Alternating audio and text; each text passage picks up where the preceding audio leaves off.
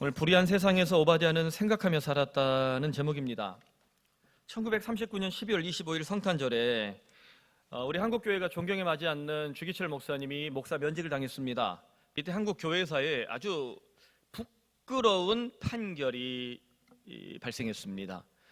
우리가 신사참배를 거부했다가 순교했던 주기철 목사님을 다 기억하는데, 주기철 목사님이 최근까지 면직된 목사였다. 통합교단 또 합동교단이 하나였을 때였어요. 면직된 목사였다라는 사실을 아시는 분들은 많지 않습니다. 평양노회가 종교재판을 벌여서 당신 신사참배를 거부했으니 우리가 목사직에서 면직하겠소 라고 주기철 목사를 면직했어요. 근데 반면에 신사참배를 동의하면서 호의호식했었던 친일파 목사들이 꽤 많았습니다. 그 중에 한 목사를 제가 소개하는데, 1942년 최태용 목사라고, 이 사람은 전범 비행기, 전투기까지 교회 이름으로 천황에게 바쳤던 인물입니다. 이 사람이 이런 말을 했어요. 조선기독교 재출발이라는 글을 써서 일본의 조선 지배는 하나님의 뜻이고 우리는 하나님을 섬기듯 일본을 섬겨야 한다라고 주장을 했습니다. 자, 이런 사고를 가지고 있는 정치인들이 지금도 꽤 있어요. 신사참배를 찬성했던 사람도 목사였고요, 반대했던 사람도 목사였습니다. 왜 똑같은 성경을 읽고 예배를 하고 기도를 하는데 이토록 심각한 차이가 있을까? 여러분 가끔 그런 생각하지 않습니까? 오늘날도 같은 성경 읽고 같은 신학교를 안 나왔지만 같은 예배를 드리는 목사라는 사람들이, 어떤 사람은 막 이상한 소리를 하고 어떤 사람은 또 저상한 소리를 하니까 왜 그럴까? 생각하지 않는 사람은 병든 신자가 된다. 이 한 문장을 고민해 봤습니다. 생각하지 않는 사람은 병든 신자가 된다. 신사참배를 찬성한 사람들은 우상 앞에서 생각을 멈췄고요, 신사참배를 반대한 사람들은 성경을 따라서 치열하게 생각했습니다. 여러분, 그리스도인이 불의한 세상을 만날 때, 타락한 지도자를 만날 때 어떻게 살아가야 좋을까? 여기에 대한 질문이 사실 많죠. 불의한 세상에서 타락한 지도자들과 인생을 부딪히며 살아야 할 것인가, 아니면 불의한 세상과 인연을 싹 끊고 산으로 올라가든지, 아니면 이 세상을 그냥 딱 포기하고 이 현실 참여를 하지 않고 그냥 살아야 되는 것인가? 당연히 신사참배와 같은 흉악한 우상숭배가 강요된다면 우리는 주기철 목사님처럼 순교자의 각오로 저항하는 것이 옳습니다. 하지만 평범한 일상에 찾아오는 불의한 지도자와 타락한 세상이라면, 이런 일들이 꽤 많죠. 평범한 일상에 찾아오는 불의한 지도자, 타락한 세상은 참 많죠. 그렇다면 순교보다는 선교가 우선입니다. 순교와 선교, 두 가지 방점을 짚고 또 들어가 봅시다. 본문에 등장하는 오바댜가 우리들에게 건강한 모델인데요, 오바댜가 어떤 인물인가 3절에 보면, 아합이 왕궁 맡은 자 오바댜를 불렀으니 이 오바댜는 여호와를 지극히 경외하는 자라. 자, 이 한 문장 안에요 두 개의 어떤 이 정체성이 등장합니다. 오바댜가 아합의 왕궁 맡은 자, 그러니까 이제 오늘날로 말하면 고위직 공무원이에요. 또 하나는 여호와를 지극히 경외하는 사람입니다. 이 두 가지 정체성이 사실 괴로운 정체성이에요. 굉장히 괴로운 정체성이. 쉽게 말하면 여러분, 한국 담배 인상공사를 들어갔어요. 담배를 안 피는데, 담배 인상공사에서 담배를 잘 팔아야 되는 위치에 있는 사람이 됐어요. 근데 기독교인이에요. 담배를 잘 팔아야 되나 못 팔아야 되나, 이런 고민이 드는 거죠. 술로 비유하기엔 좀 너무 많은 사람이 걸려서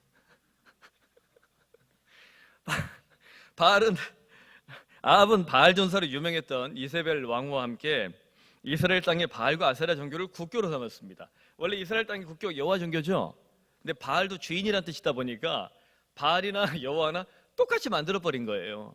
그래서 바알 종교나 이스라엘 여호와 종교나 똑같으니까 우리가 바알과 아세라를 숭배하면, 여호와는 하나인데 바알과 아세라가 부부니까 우리에게 남편, 아내, 아버지, 어머니처럼 더 많은 복을 주실 것이다.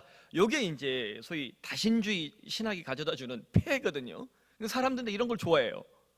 왜냐하면 아무데나 찔러도 뭐라도 걸릴 거라 생각하니까. 또 오바댜가 이렇게 타락한 왕을 지도자로 모시고 살아야 했으니까 얼마나 사실 이 양심이 찔렸겠어요.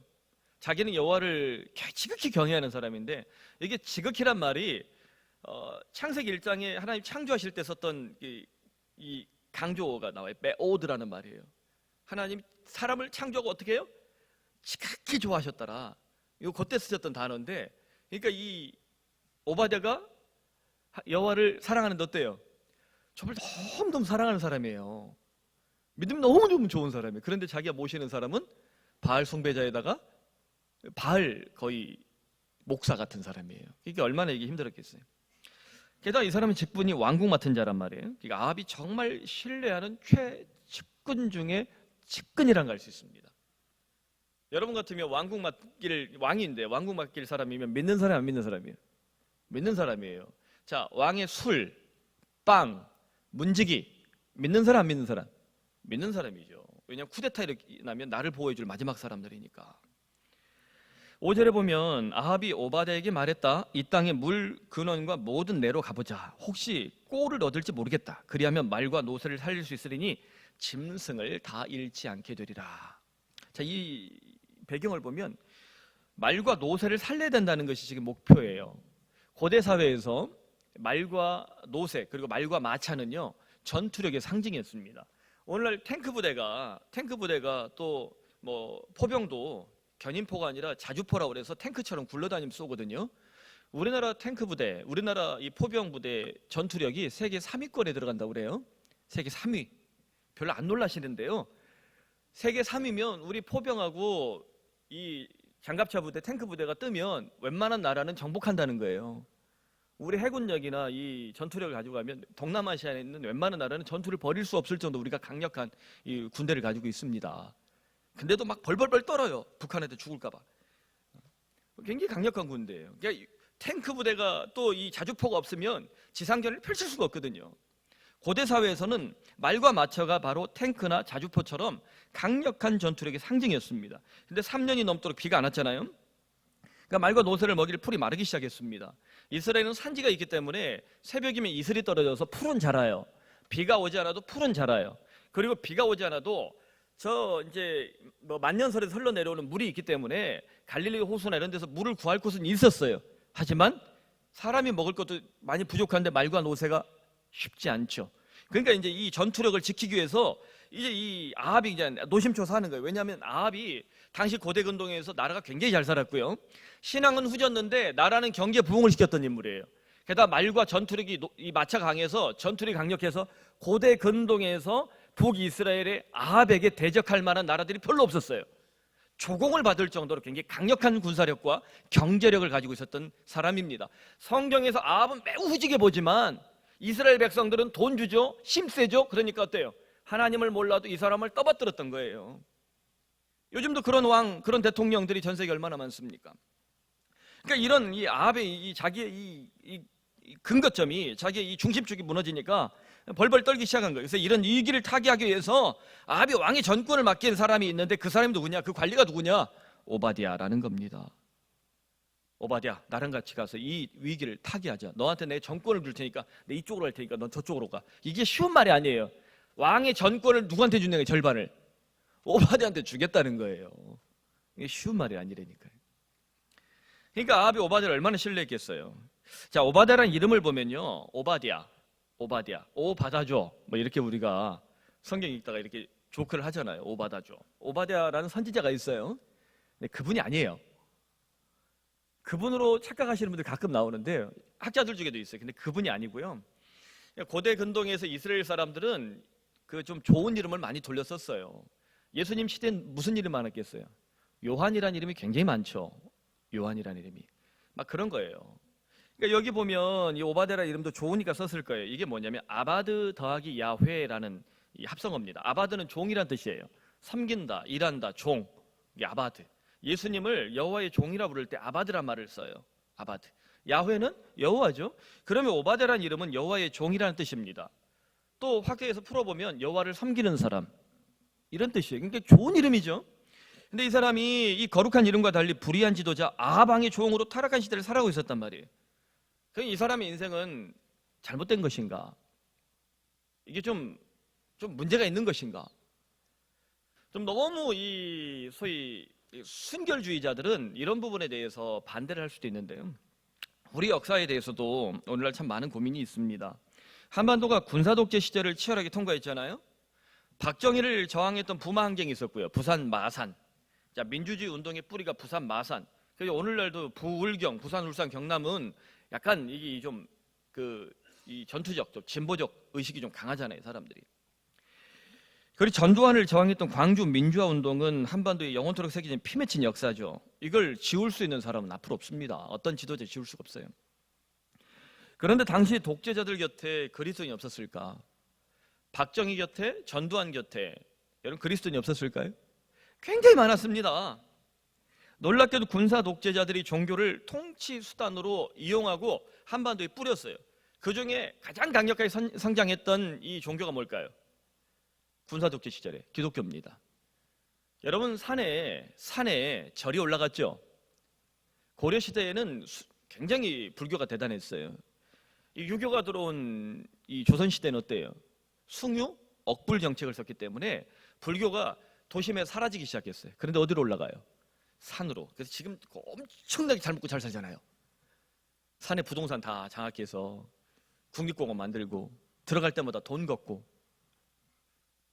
근데 이게 유동식 박사가 늘 하는 말이, 유동식 박사의 한국 기독교 역사를 보면 불교를 산에 허용해 준 것은 한반도 민중이 불교를 수용했다는 거라는 거예요. 자, 우리 기독교도 이 독재 정권 시절에 산에다 때려 지은 게 있어요. 뭘까요? 기도원이에요. 자, 그런 기도원이 산에 합법적으로 지어졌겠습니까? 그런 기도원이 건축 허가 다 받아가면서 여러분 요즘같이 이렇게 아주 엄밀한 시대가 발전했잖아요. 이런 건축법을 다 통과하면서 지어졌을까요? 그러지 않았다는 거예요. 당시에 독재정권이 워낙 강하니까 그냥 짓고 싶다. 목사님 지으십시오. 이러면 짓는 거예요. 오죽하면 우리나라 제일 큰 교회 하나도 한동안 지금 받았는지 모르겠어요. 건축 허가를 못 받았다는 얘기가 있잖아요. 그래도 되던 시절이에요.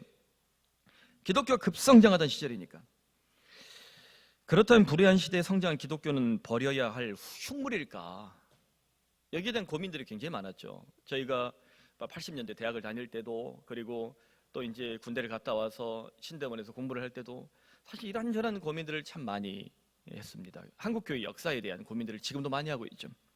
저는 결국 그렇지 않다고 봅니다. 물론 김일성처럼 자기를 신격화하는 독재자라면 교회는 순교적 삶을 선택하는 것이 맞습니다. 저 역시 당장 가서 복음 지키다 죽으라면 죽을 각오로 제가 복음 앞에 설 것입니다. 하지만 평범한 일상에 불의한 지도가 나타난다. 그리스도는 순교보다는 선교적 삶을 선택하는 것이 더 낫습니다. 일상을 살아가야 되니까요. 그런 선교적 삶이란 무엇이냐? 요즘에 선교적 교회 이런 얘기들 참 많이 해요. 총체적 복음 운동. 이게 이제 21세기의 교회의 새로운 화두입니다. 그냥 고저 그런 교회가 아니라 여튼 복음이 총체적으로 살아야 된다. 뭐냐면 내 일터, 직장, 인생 이 모든 것을 다 통틀어서 우리가 총체적으로 복음을 나누는 삶을 살아야 된다. 예수의 삶이 이런 삶이었다. 이런 고민들이에요. 여튼 좀 더 간단하게 얘기해보면 선교적 삶이란 비록 불의하고 타락한 세상이라 할지라도 우리가 그리스도인답게 하나님 나라의 정신을 지켜내는 것을 말합니다. 나의 직업, 일터, 은사, 능력, 재력 등을 총동원해서 바른 신자의 길을 생각하고 선택하는 것입니다. 한마디로 요약하면 우리가 타락하고 불의한 세상이지만 남자답게, 여자답게, 시민사회답게, 그리고 내 직장에 맞게 그것을 최선을 다해서 우리가 투쟁하지만 빛과 소금의 역할을 감당하는 것, 이것이 우리의 삶이라는 거예요. 이것이 그리스도인의 최선의 삶이라는 거예요. 이런 삶을 보여줬던 선지자가 포로 시대의 에스겔, 다니엘 같은 인물이죠. 다니엘은 세계의 왕조가 바뀔 때에도 넘버 2, 넘버 3 자리를 유지하면서 복음을 증거했어요. 여러분, 오바댜가 불의한 지도자 아하방을 모셨지만 아합의 불의한 방식을 순응하진 않았습니다. 이것이 핵심입니다.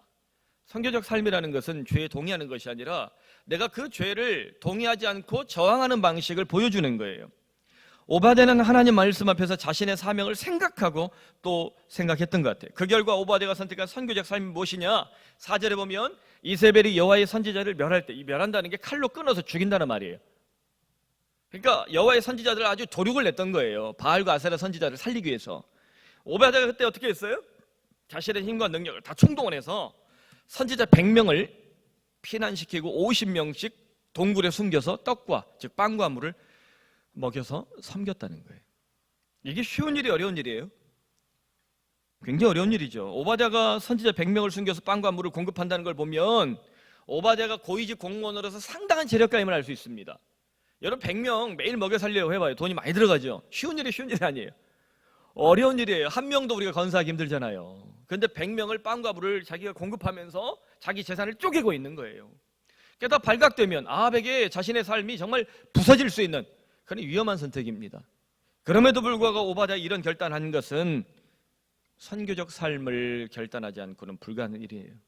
내 직업, 내 돈, 내 신분, 내 위치, 이것이 바로 지금 이때 하나님의 선지자들을 보호하라고 하나님 내게 주신 바로 그 자리구나.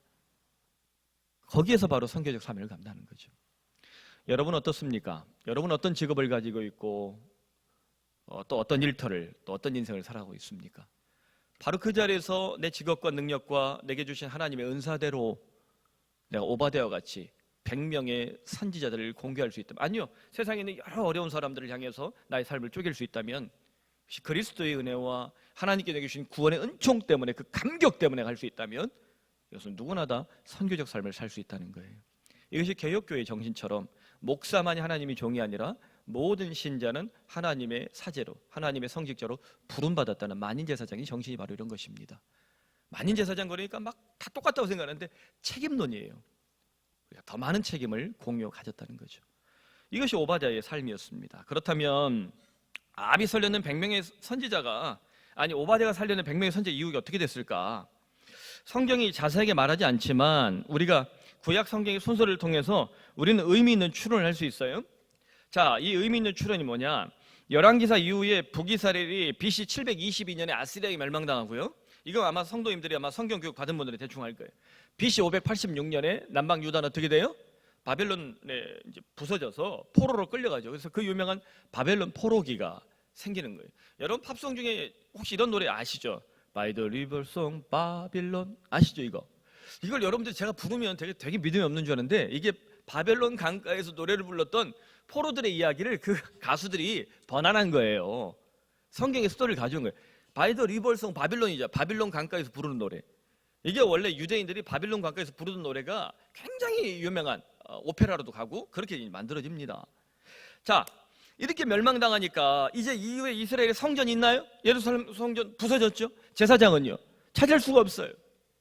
그러니까 제사도 드릴 수 없는 이런 불의한 바벨론 시대를 경험하게 된단 말이에요. 그때 누가 이스라엘 백성을 향해서 하나님 말씀을 선포하고 바른 생각을 갖도록 각성시킵니까? 선지자들이에요. 자, 구약 이 성경을 보면요 39권이잖아요. 구약 성경 39권인 건 다 아시죠? 신약은 몇 권이에요? 27권 합하면 66권. 그래서 천국 전화번호가 66국에 3927. 뭐 이러면서 우리가 성경을 외운단 말이에요. 자, 39권이 몇 가지로 이제 구별이 되는데 그 중에 하나가 선지서라는 게 있어요.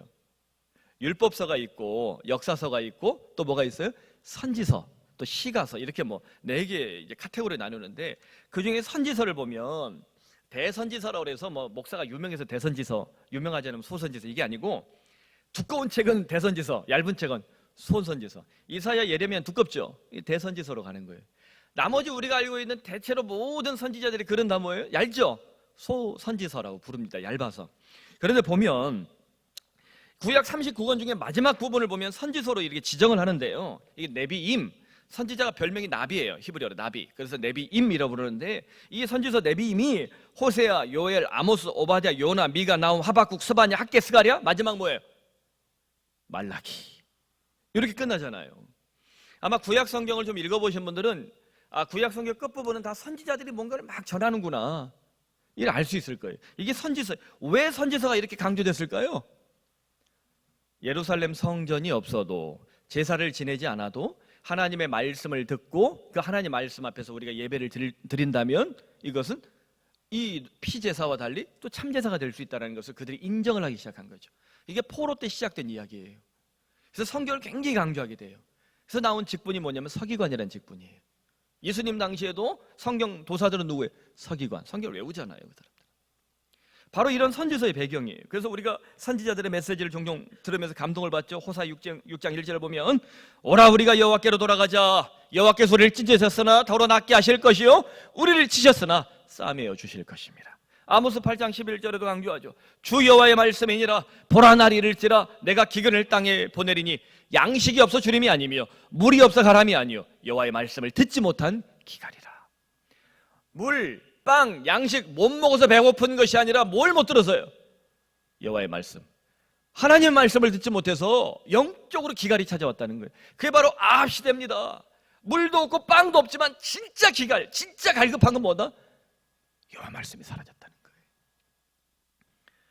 여러분, 선지자들이 없었다면 이스라엘은 하나님 말씀을 경하지 못했을 것입니다. 선지자들이 없었다면 이스라엘은 생각하지 않는 종교인이 되고 말았을 것입니다. 혹시 오바댜가 살려낸 이 100명의 선지자들이 그 뿌리가 되지 않았을까? 특히 성서학자들이 당시 오바댜가 선지자들을 숨겼던 동굴의 위치를 갈멜산으로 추론을 합니다. 여러분, 이 갈멜산, 그러면 앞으로 이제 갈멜산 영적 대전투를 이렇게 생각하면 쉽게 이해를 하는데요. 제가 이스라엘에 방문할 일이 한 2번 이제 있었어요. 그래서 갈멜산 무조건 갑니다. 근데 가서 제가 이런 내용이 있는 걸 이번 설교 준비하다가 저 자료를 찾다 처음 알았는데, 성서학자들이 당시 오바댜가 선지자를 숨겼던 동굴의 위치를 갈멜산으로 추론하는데 그 이유가 갈멜산에 약 2,000개의 석회굴이 있다는 거예요. 그래서 역사적으로 갈멜산의 변명이 뭐냐면 피난민의 은시처, 은자들의 산이라는 거예요. 그럼 내가 혹시 문제가 있고 도망쳐야 되겠다, 그럼 어디로 간다는 거예요? 갈멜산 석회 동굴에 들어가서 피난민들의 은시처를 가졌다는 거죠. 그렇다면 열왕기상 18장 이후에 우리가 만나게 될 갈멜산 영적 대전투에 대해서도 우리가 더 풍성한 배경을 우리가 추론하고 묵상할 수 있지 않을까. 엘리야가 바알과 아세라 선지자 850명과 복음의 진검승부를 벌입니다. 우리 다 알죠? 하늘에 불이 떨어지는 사건. 그때 누가 동굴에서 중보 기도자가 되었을까? 100명의 선지자들이 동굴에서 중보 기도하지 않았을까? 라는 추론을 해보고 싶은 거예요. 50명씩 나눠서 그들이 100명이 그 엄혹한 시절에, 그 배교의 시절에, 그 부패한 시절에 하나님 아버지, 이 땅을 회복시켜 주시옵소서. 저 바알과 아세라의 강력한 사단의 세력을 격퇴하여 주시옵소서. 그 엄혹한 시절에 그들이 할 수 있었던 최선의 사역, 그 땅을 회복시켜 달라고, 하나님 아버지의 능력을 보여달라고 그 기도가 쌓이지 않았을까. 사랑하는 성도 여러분, 우리 푸른 사랑의 교회도 우리 성도들의 기도가 끊임없이 쌓이길 바랍니다. 또 창립 10주년이 내년이에요. 켜켜이 쌓였던 그 기도 제목이 10주절에 우리 교회의 또 우리 성도들의 삶에 응답되길 간절히 소원합니다.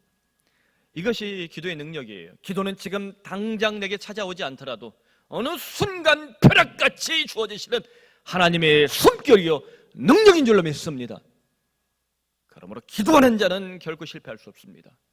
기도하는 자는 길을 발견할 수 있습니다. 제가 우리 교회를 개척하게 된 배경도 산기도를 갖다 개척을 했어요. 그때 저희 이제 동네에서 가장 가까이 가는 것이 청계산이었는데, 도무지 이 교회에 제가 이제 더 남아서 할 일이 몇 개 없는 거예요. 마지막 자리에 딱 한 자리 남았는데 이걸 올라가면 수년을 있어야 될 것 같고, 또 약간 공부를 하고 오면 더 오래 있어야 될 것 같고, 그냥 숱한 고민을 했어요. 이 교회에 내가 정말 30대 10년을 다 쏟아부었는데 40대까지 내가 쏟아부을 수 있을까에 대한 확신이 없었어요. 오카노 목사님이 계셨다면 제가 아마 쏟아부었을 것 같아요. 그리고는 이제 유학 혹은 이제 미국 교회 이제 자리 이렇게 좀 많은 고민들을 하다가 청계산에 가서 이제 기도를 했는데, 제가 가끔 얘기했지만 기도할 때도 기도실에 가서 기도를 못 해요. 눈에 띄면 그 동네는 워낙 저를 아는 사람이 많아갖고 딱 2개 중 하나예요. 목사님이 교회를 나가시려나 보다, 어디 청빙받아 가려나 보다. 이게 이제 소문이 쫙 나요. 그때부터는 사역이 힘들어요. 그래서 제가 집으로 이제 분당 살 때니까 청계산길로 가면서 뒷길로 가거든요. 그러면 거의 다 산에다 차를 박아놓고 구석진 곳에 들어가서 거기서 차에서 기도했어요.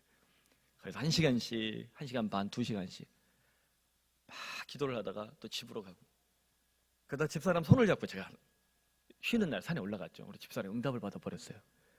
교회를 떠나자고.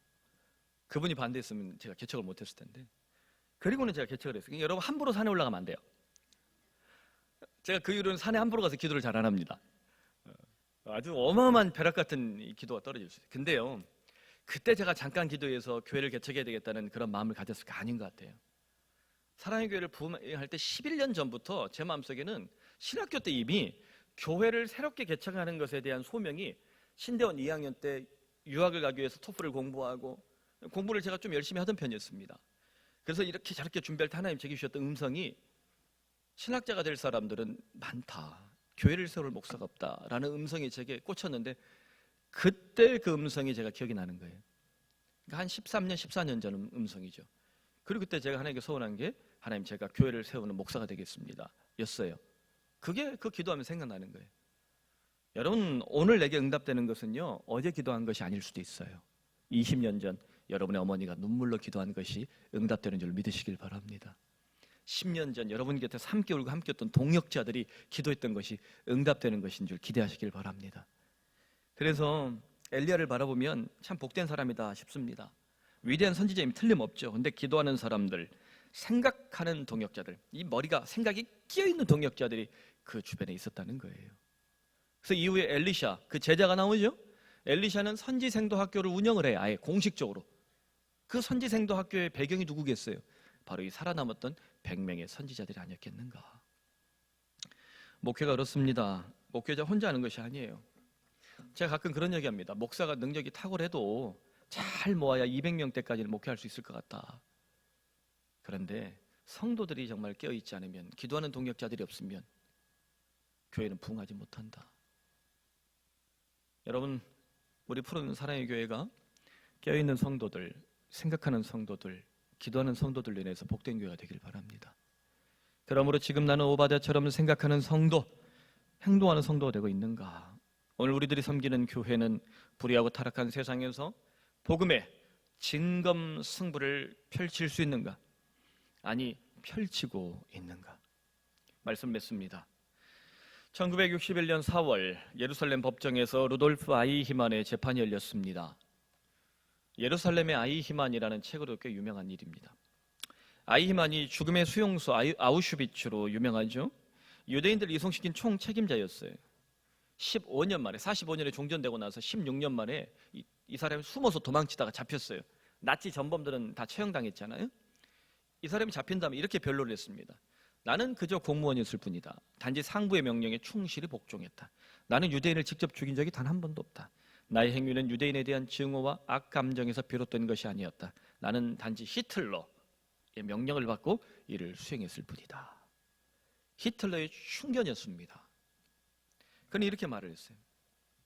그래서 이 아이히만을 두고 한나 아렌트라는 이 당시에 이 문제를 그 나치의 박해를 받았던 이 작가가 이렇게 분석을 해요. 아이히만은 지적 능력이 부족한 바보도 아니고 정말 또라이 세디스트도 아니고 괴물도 아닌 그저 평범한 인간이었다. 아이히만은 독일 교회의 성도였고 독일 고백교회라고 부르거든요. 루터교 라인이에요. 교인이에요. 집에 돌아가면 평범한 남편이고 아이들의 아버지였어요. 마치 박하사탕이라는 영화를 보면 독재 정권 시절에 그 독재 정권에 부역하던 형사들이 막 고문하면서 막 두들겨 패고 반 죽여놓으면서 화장실에 가서 소변 보면서 이번 달 학원비가 걱정이야. 우리 애가 이 수학학원을 다녀야 되는데. 평범한 아버지들인데 근데 그 악을 자행하고 있는 거예요. 80년대 대학 다닌 분들은 알 거예요. 경찰서 끌려가면요 이렇게 문을 싹 열어놓고 있어요. 왜 취조실에 욕조가 있는지 모르겠어요. 욕조가 있었어요. 물고문하기 위해서. 그걸 그냥 그렇게 인정하던 시대예요. 그들 중에 기독교인이 없었을까? 그들 중에 40일 철야를 하는 사람이 없었을까? 주일 예배를 드린 사람들이 없었을까? 불의하고 타락한 지도자 히틀러가 신뢰하고 권력을 줬던 고위직 공무원 루돌프 아이히만, 이 사람을 보면 아합 시대의 오바댜와 정말 비슷하지 않습니까? 그런데 차이는 아이히만은 히틀러 앞에서 생각하는 능력을 망실했고요, 잃어버렸고, 오바댜는 아합 왕 앞에서 생각하는 능력을 지키며 살았습니다. 이것이 차이입니다. 오늘 우리들이 살아가는 이 평범한 일상 속에는 나쁜 사람들, 타락한 사람들 많이 만날 수밖에 없어요. 우리 청년들이 만나기를 세상 어렵습니다. 그때 우리가 그런 회사에서 그런 일터에 살아갈 수밖에 없을 때 우리는 어떤 길을 선택할 것인가? 루돌프 아이히만처럼 생각하는 능력을 잃어버릴 것인가? 아니면 아합 왕 앞에 섰던 누굽니까? 오바댜처럼 생각하며 살 것인가? 그래서 재판장이 사형 판결문에 아이히만을 향해서 이렇게 판결을 합니다. 의심하지 않은 죄, 생각하지 않은 죄가 진짜 중죄다. 당신이 그 명령을 의심하지 않은 죄, 그 생명에 대해서 생각하지 않은 죄가 진짜 중죄. 오늘 우리 기독교인들이 크게 들어야 합니다. 요즘 세상에서 기독교를 개독교라고 그러죠. 목사를 먹사라고 그럽니다. 성도를 문외하라고, 문외충이라고까지 비난하고 조롱하고 있어요. 왜 그래요? 전광훈 같은 목사를 의심하지 않기 때문입니다. 전광훈만 그렇습니까? 오늘 이 시대에 소위 말하면 아주 그냥 전성시대를 구가하는 이 목사들을 여러분들 의심하지 않기 때문이에요. 이러면 나만 의심해. 나 같은 목사들만 의심해서 그냥 힘들어 죽겠어요. 아주. 그런 목사들 여러분 의심하지 않기 때문에 그런 거예요. 기독교인들이 아이 희만처럼 스스로 생각하지 않는 것처럼 후지게 보이기 때문이에요. 여러분 한국교회 성도들이 그렇게 무식합니까? 문외합니까? 다 건강하고 건실한 사람들입니다. 우리 목사들이 정말 품에 안고 목회하기 힘들 정도로 정말 놀라울 정도로 감격적인 성도들이 하나님께서 오늘 이 시대에 보내주셨어요. 오늘 이 시대 한국교회 성도들은 전 세계에서 가장 수준 높은 교인들입니다. 그렇게 탁월한 사람들을 주님의 몸된 교회에 하나님 아버지께서 우리 같은 목사들에게 선물해 주셨는데, 그 목사들을 우리 같은 목사들이 타락해서 그 순수하고 강고하고 능력 있고 책임 있는 사람들이 저 세상 한복판에서 아합 같은 사람들에게, 히틀러 같은 사람들에게, 전두환 같은 사람들에게 큰 소리를 치지 못하게 만드는 거예요. 오늘 이 시대의 기독교는 바로 그 세대를 우리가 해결하는가 아니면 거기에 부안해동하는가, 저는 여기에 교회의 생명력이 달려있다고 봅니다. 그러면 사랑하는 성도 여러분, 우리는 어떻게 바르게 의심하고 똑바로 생각하는 그리스도인이 될 수 있을까요? 우리에게 정답이 있습니다. 동시에 해답입니다. 우리를 위하여 십자가에서 나를 위하여 대신 죽어주신 주 예수 그리스도를 바라보기 바랍니다.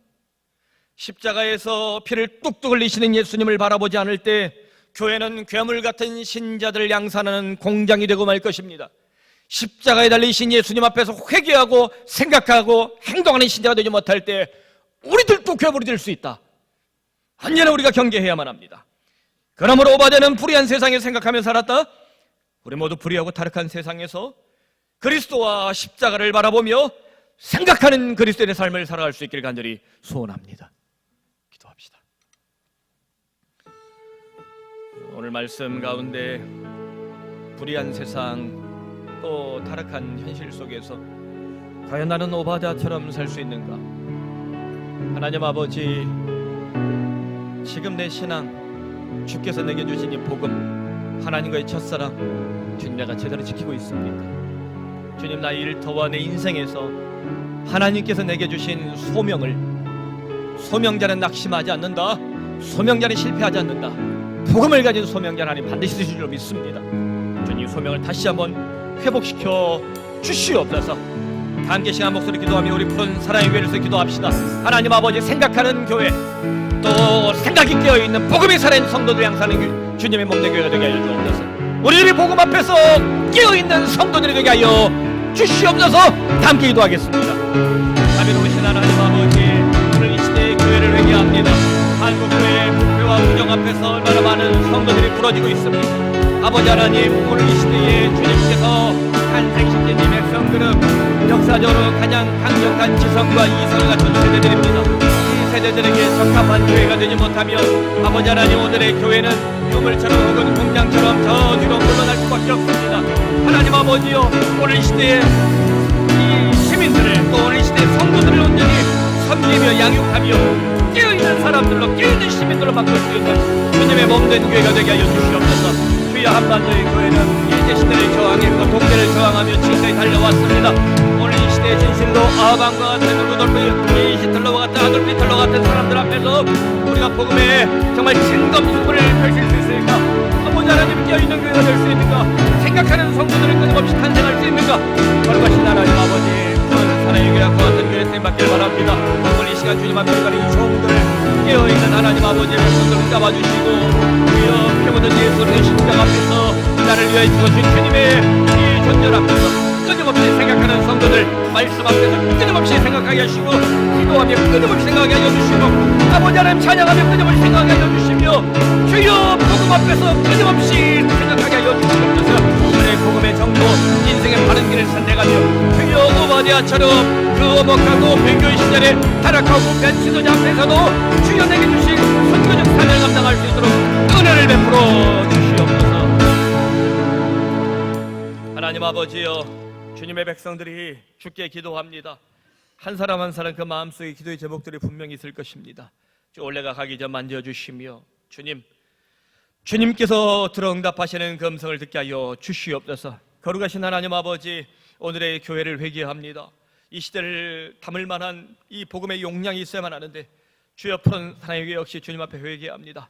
끊임없이 다스려 주시어서 주님께서 기뻐 사용하시는 방자 유기와 같이 1000번을 10,000번을 두들겨 패주심으로 하나님 아버지 어떤 음식물을 담을 수 있는 주님의 온전한 그릇이 될 수 있도록 이 교회를 붙잡아 주시옵소서. 또한 우리 성도들을 돌보아 주시길 바랍니다. 이 시간 주께 기도하는 이 종들을 붙잡아 주시옵소서. 불의하고 타락한 시대를 끊임없이 만날 수밖에 없습니다. 하나님, 정치적으로 경제적으로 사회적으로 수많은 것들이 우리 앞에 부패하고 또 배교하며 때때로 우리를 시험에 들게 만들고 우리들이 그것에 부안해동하여 흔들릴 때도 있음을 고백하오니 하나님 아버지, 바로 그때 오바댜처럼 선교적 사명을 감당할 수 있도록 은혜를 베풀어 주시옵소서. 주님, 이 시대에 진실로 하나님의 사람답게 우리 일터와 내 직업과 은사와 능력과 우리 가정이 우리 인생이 온전히 주님 앞에 쓰임 받을 수 있도록 하나님 아버지 임재하여 주시옵소서. 그래 말도 많고 탈도 많은 이 시대에 주님의 백성답게 살아갈 수 있도록 주님, 생각하는 성도들이 되게 하여 주시옵소서. 생각하는 교회가 되게 하여 주시옵소서. 피 묻은 예수 그리스도의 십자가 앞에서 복음의 진검 승부를 펼칠 수 있도록 주여 우리 모두를 붙잡아 주시옵소서. 군생활 중에 유학 중인 우리 자녀들을 돌보아 주시고 해외에 또 저 멀리 이사가서 또 신앙생활하며 파견 근무 중에 우리 교우들을 돌보아 주시고 하나님 아버지, 삶의 전반전을 준비하는 청년 장년들을 또 삶의 후반들을 살아 우리 노년들을 주님 끊임없이 붙잡아 주시길 간절히 소원합니다. 그래 아버지 하나님, 주님께 드리는 모든 인생의 헌상이 단 하나도 땅에 떨어지지 않도록 은혜를 베풀어 주시옵소서. 주께 드리는 예배, 찬송, 모든 헌상을 주님 기뻐 받아주심으로 주님, 우리의 삶이 선교적 삶을 살아갈 수 있도록 내게 주신 소명을 망각하지 않도록, 소명자는 낙심하지 않는다, 소명자는 패배하지 않는다, 소명자는 반드시 승리할 것이다, 주께서 우리와 더불어 통행하시는 이 은혜를 맛보게 하여 주시옵소서. 예수님의 이름으로 기도드립니다. 아멘. 할렐루야. 여호와께 돌아가자라는 찬양입니다. 이 찬양이 호세아 6장에 있는 이 말씀인데 오늘 이 찬양을 우리가 함께 주께 드리시며 우리의 삶의 자리 어디에서 있습니까? 하나님 아버지 앞으로 피 묻은 주 예수 그리스도의 십자가 앞으로 한 걸음 더 가까이 나가는 시간이 되면 좋겠습니다.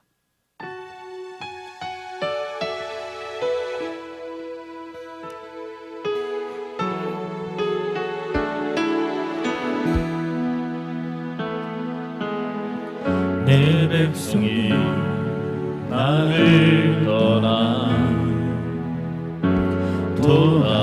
돌아섰지만 내 사랑이 내 백성을 보기 못하니 내 모든 것 내어주고 나 그들을 얻으리라. 여호와께 돌아가자. 우린 돌아서도 그는 변치 않네. 여호와께 돌아가자. 우린 넘어져도 그 사랑 영원하네.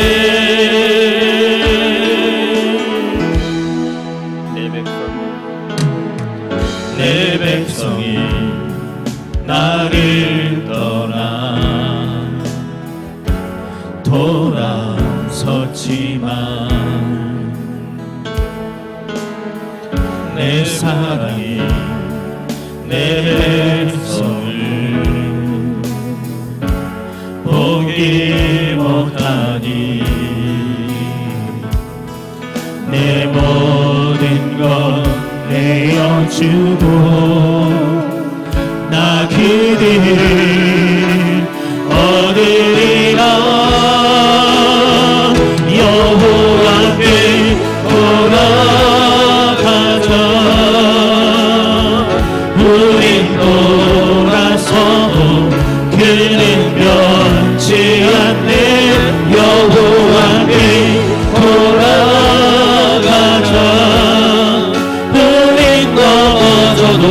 그 사랑 영원하네. 사랑이 오래 참고 자신을 내어주네. 서로 사랑할 때 세상은 주보내. 사랑이 절대 지지 않네. 사랑이 오래 참고 자신을 내어주네. 서로 사랑할 때 세상을 주보내. 사랑이 절대 지지 않네. 여호와께 돌아가자. 우린 돌아서도 그는 변치 않네. 여호와께 돌아가자. 우린 넘어져도 그 사랑 영원하네. 여호와께 돌아가자. 우린 돌아서도 그는 변치 않네. 여호와께 돌아가자. 우린 넘어져도 그 사랑 영원하네. 여호와께 돌아가자. 우린 돌아서도 그는 변치 않네. 여호와께 돌아가자. 우린 넘어져도 그 사랑 영원하네. 여호와께 돌아가자.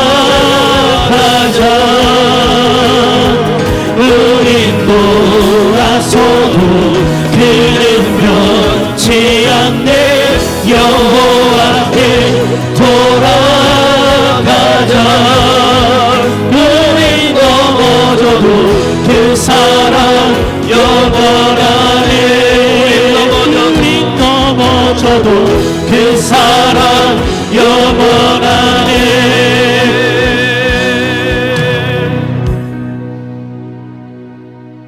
주 예수 그리스도의 은혜와 하나님 아버지의 사랑과 성령의 돌보심이 오바댜처럼 그 엄혹하고 부패하고 타락한 시절에 깨어있는 신자, 생각하는 성도가 되어 하나님께서 내게 주신 일터와 가정과 인생을 선교적 사명으로 온전히 감당하기로 결단하는 우리 모든 교우들과 푸른 사랑의 교회 위에 말도 많고 탈도 많지만 여전히 하나님의 눈물이 뚝뚝 떨어지는 한국 교회 위에, 또한 이 한반도 위에 주의 품을 멀리 떠나 아이 희만과 같은 생각 없는 삶, 생각하지 못하는 삶으로 변질되어 주의 품을 멀리 떠난 길을 잃어버린 성도들, 우리가 반드시 복음을 전해야 되는 잃어버린 영혼들 머리 위에 이제로부터 영원토록 함께 하시기를 간절히 축원하옵나이다. 아멘.